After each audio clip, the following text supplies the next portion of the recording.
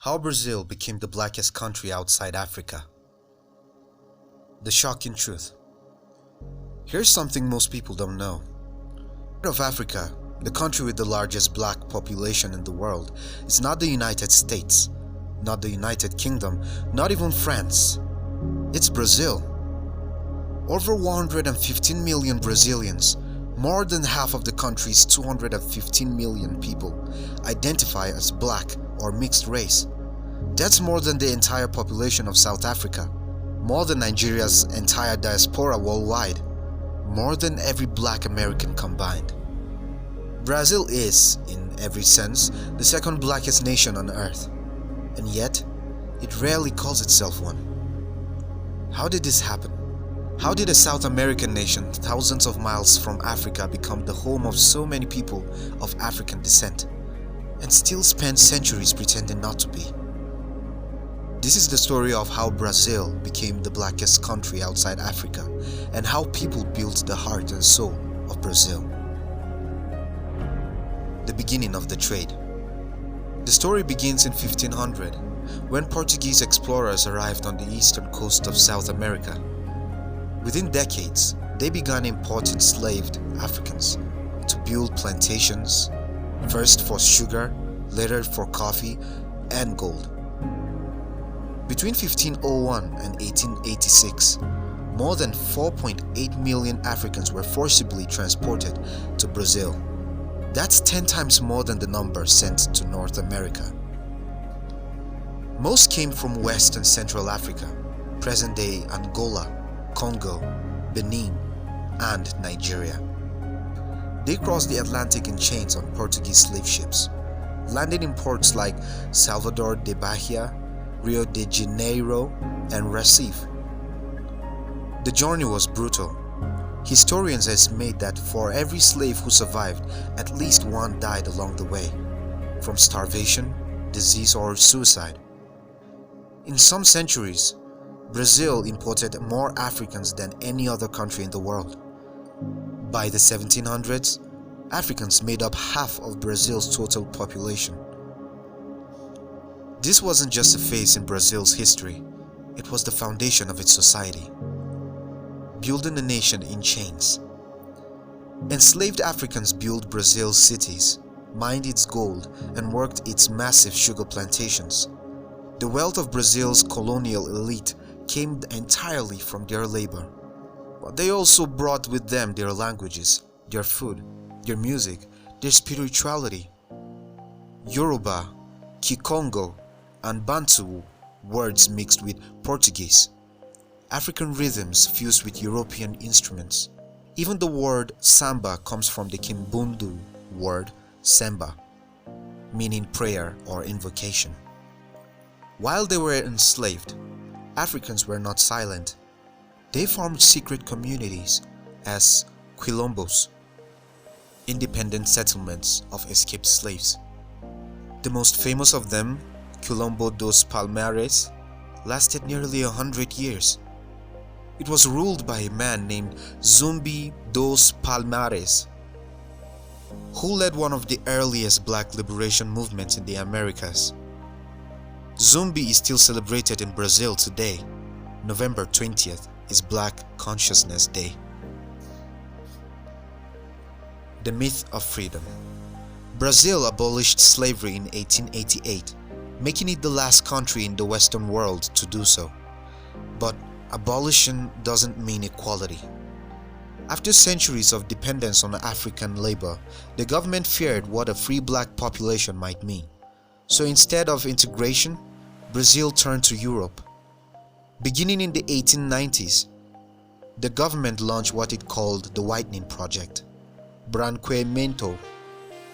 It encouraged millions of Europeans, Italians, Portuguese, and Germans to emigrate to Brazil to improve the race. Officials and academics openly believed that over time, intermarriage will dilute black blood and make the population whiter. In just one generation, the state went from celebrating the work of Africans to trying to erase their existence. By the early 1900s, racial mixing became Brazil's national identity. but not in the way people think. It wasn't multiculturalism. It was a disguise for racism. The illusion of racial harmony. For most of the 20th century, Brazil sold the world a comforting lie, the idea of a racial democracy. Writers like Gilberto Freire claimed that Brazil had solved racism through mixing. The world wanted to believe it, but underneath, the numbers told another story. The darker your skin, the poorer you were. Black and mixed race Brazilians filled the favelas, while white Brazilians controlled politics, businesses and land. Even in culture, Africa was celebrated, but only when separated from blackness. Samba, capoeira and carnival were embraced as symbols of Brazilian pride. Yet, the people who created them were kept in poverty. As the saying goes, Brazil loves black culture, but not black people. The modern awakening. By the late 20th century, the mask began to slip. Scholars and activists started confronting the myth of racial democracy.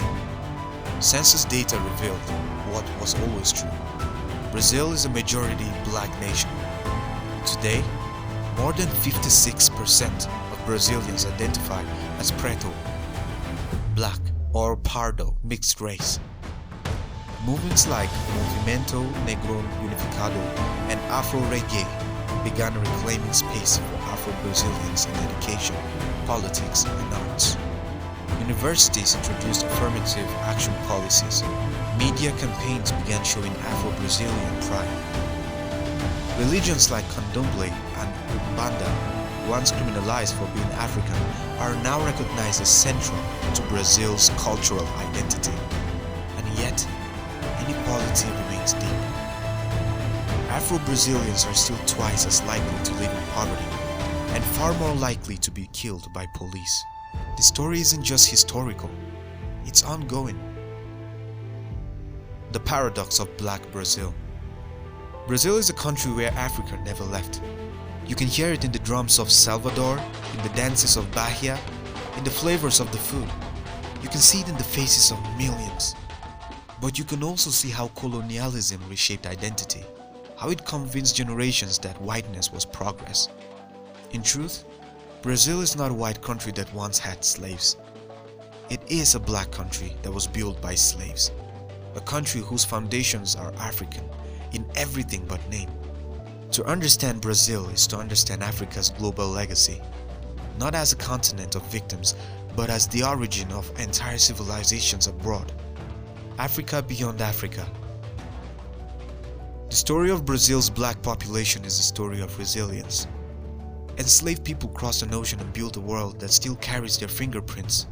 They turned pain into rhythm, exile into culture, and survival into beauty. Today, Brazil has more descendants of Africa than any other nation outside the continent itself. Yet, many of those descendants are still fighting to be seen, heard, and respected. Brazil's greatness, its music, its food, its energy, is African at its core. It is the living proof that Africa cannot be erased. So when you hear the drums of Samba, remember that rhythm is not just Brazilian. It is the sound of Africa still beating on the